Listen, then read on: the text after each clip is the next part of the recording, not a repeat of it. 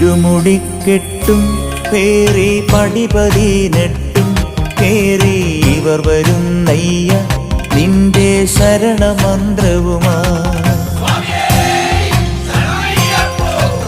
നട തുറന്നയ്യ ദർശന സുഹൃതമേകണമേ നിന്റെ മിഴി തുറന്നയ്യ കനിവിൻ അമൃതു ചൊരിയണമേ.